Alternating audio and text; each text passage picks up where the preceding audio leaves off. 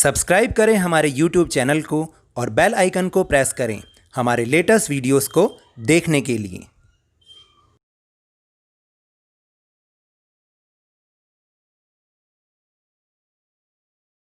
मैंने अब इंस्टाग्राम पर भी अपना अकाउंट बना लिया है, लवनीश सर की क्लास _22। आप यहाँ पर भी इसको फॉलो करके हमारे लेटेस्ट और अपडेटेड वीडियोस देख सकते हैं। Hello and welcome to Lovneesh sir की क्लास।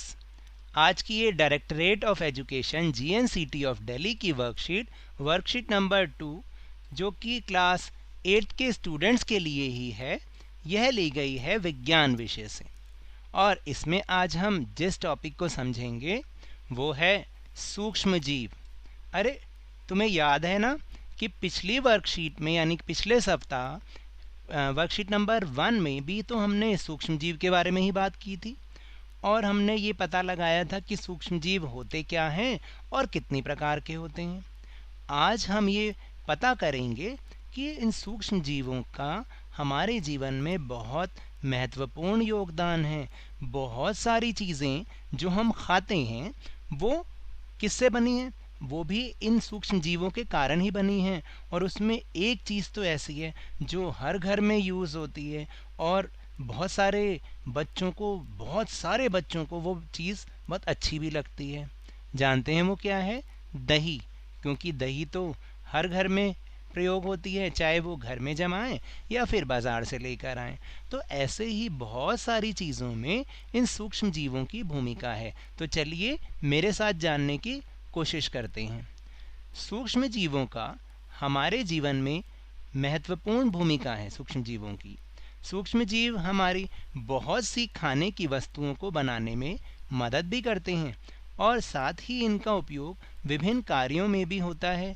जैसे अब यहाँ पर बहुत सारे चित्र बनाए गए हैं, उन्हें हम ध्यान से देखते हैं और पता लगाते हैं कि सूक्ष्म जीवों का जो योगदान है वो किन किन चीज़ों को बनाने में, और वो भी हमारे लिए जो उपयोगी चीज़ें हैं उनको बनाने में उनका बहुत बड़ा योगदान है। तो सबसे पहले ये जानते हैं क्या है? ये ऐसा चित्र तो हमने वो एक टॉम एंड जेरी शो आता है उसमें बहुत देखा। अरे ये तो चीज़ है।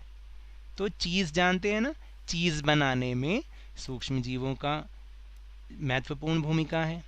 दूसरा है ब्रेड बनाने में।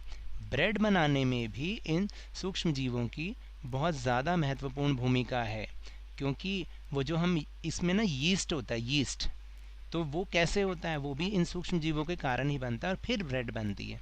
फिर अवशिष्ट का अपघटन। अवशिष्ट का अपघटन का मतलब जो भी हमारी खाने पीने की चीज़ों का जो अवशेष बच जाता है, जो खाद बनती कैसे? यानी जो भी चीज़ें होती हैं, जैसे ह्यूमस, आप जानते हैं ह्यूमस क्या होता है?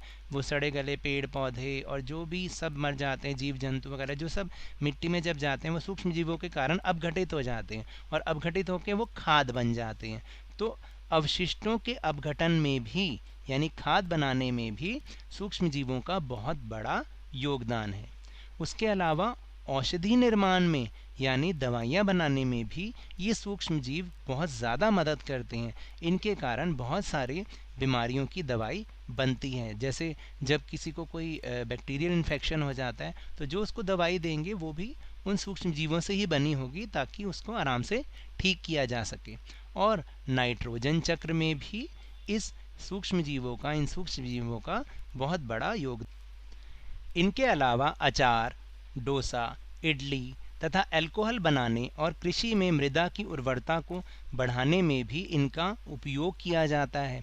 जैसे आपको हमने पिछली बार भी जब आपने देखा होगा कि वो एक बच्ची जो है बहुत सारी चीज़ें ढोकला वगैरह लेकर आई थी, तो उसने उनकी टीचर ने फिर ये बोला कि तुम्हें क्या सारी सूक्ष्म जीवों से बनी चीज़ें ही पसंद आती हैं?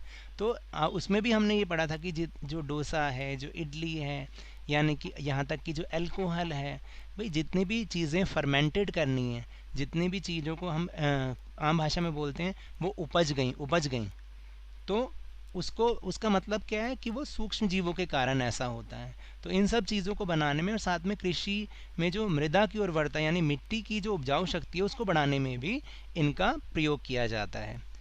पिंकी ने अपनी अध्यापिका से पूछा, दही सूक्ष्म जीव की मदद से बनती है, लेकिन मैंने देखा है कि मम्मी रात को हल्के गर्म दूध में थोड़ा सा दही डाल देती है और सुबह तक दही तैयार हो जाती है।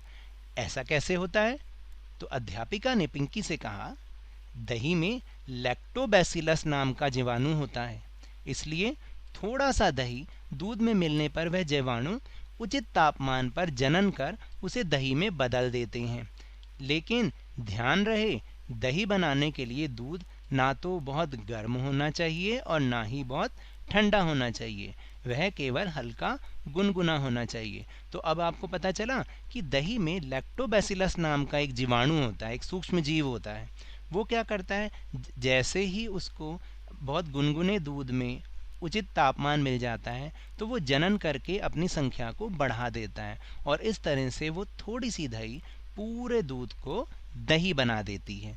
तो उसके लिए क्या क्या सावधानी चाहिए ये भी अभी हमने बात की कि दूध बहुत गर्म भी नहीं होना चाहिए और दूध बहुत ठंडा भी नहीं होना चाहिए, केवल हल्का गुनगुना होना चाहिए।